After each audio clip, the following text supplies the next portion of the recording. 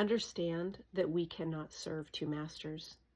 In 1 Kings chapter 18, verse 21, Elijah challenges the Israelites to make a decision between God and Baal.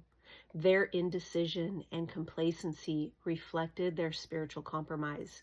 That passage says, "And Elijah came to the people and said, 'How long will you falter between two opinions? If the Lord is God, follow him. But if Baal, follow him.' But the people answered him not a word." And so this passage here reminds us that we cannot serve two masters. We must choose full devotion to God or risk spiritual stagnation. In Matthew chapter 6, verse 24, Jesus teaches that a divided heart leads to divided loyalty.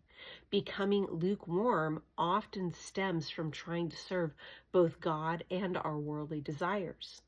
Jesus tells us, he says, no one can serve two masters, for either he will hate the one and love the other, or else he will be loyal to the one and despise the other. You cannot serve God and mammon. So Jesus challenges us to fully commit ourselves to God, recognizing that half-hearted devotion leads to spiritual emptiness. Paul encourages believers also to maintain their commitment and their desire to serving God. In Romans chapter 12, verses 10 through 12, he says, "Be kindly affectionate to one another with brotherly love, in honor, giving preference to one another, not lagging in diligence, fervent in spirit, serving the Lord, rejoicing in hope, patient in tribulation, continuing steadfastly in prayer." So this contrasts with being lukewarm, urging us to stay spiritually fervent and active in our faith. A vibrant, passionate commitment to God is essential for a strong spiritual life. In Luke chapter 9, verse 62, Jesus calls for unwavering commitment from his followers. Looking back or holding on to our past desires reflects a lukewarm faith and keeps us from fully stepping into the relationship that God desires to have with us.